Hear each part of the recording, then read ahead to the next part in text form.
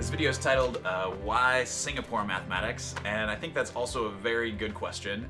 There are a number of things about Singapore mathematics that are difficult and a little bit that seem to be counterintuitive when you first look at it. Why are there so many word problems? Why do I have to use all of these crazy manipulatives? Why are there so many pictures? What do I do with all of these strange bar models, right? And I think a lot of those sort of sum up to why can't we just learn math the way math has always been learned? Isn't math universal? Doesn't it never change? If it was good enough for me back when I learned it, why isn't it good enough now? And I think those are good questions.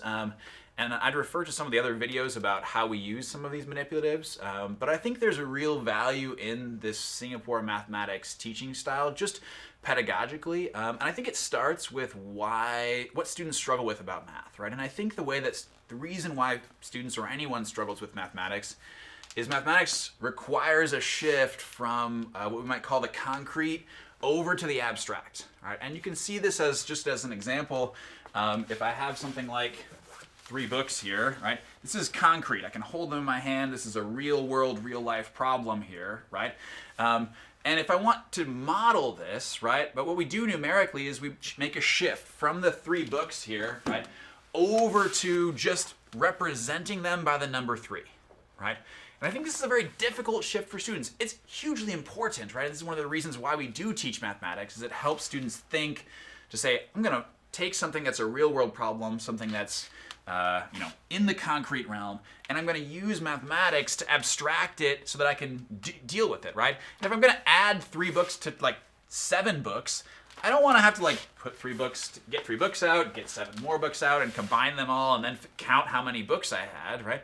What I really want to be able to do in mathematics is to take the 3 and add it to a 7 and use the symbols, right? So that's why we want to teach mathematics, but the shift is actually very difficult for students, right? Abstracting something, especially if you put your kids in their 1st grade, 2nd grade, 3rd grade, it's actually a skill that they don't have, right? This seems to adults, oh, of course we would use that symbol to model that reality, but for students this is a struggle, right? And this is a big leap over into the abstract. So the brilliance of Singapore mathematics lies in the ability to take something to help students make this shift, right? So to go from the concrete to the abstract, what we do is we have them pass through the pictorial, right? That we use this as something that is an easy way to shift from the concrete to the abstract. It's somewhere in the middle, right? It's not concrete, it's not abstract, but it participates in them a little bit of both, and it's universal, right?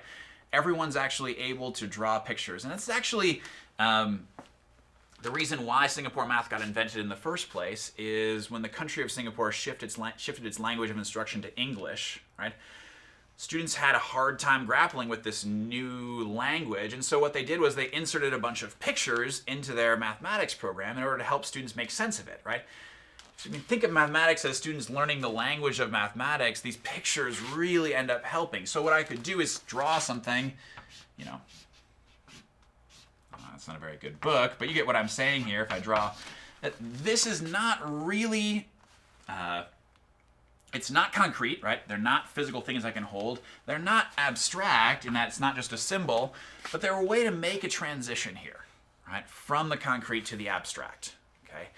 And you might be thinking, well, I don't need 3 books here to make that transition, right? But so how does this actually play out in a real problem here, right? Pretend if I have a concrete problem, maybe I have 19 students and then I get 12 more, right?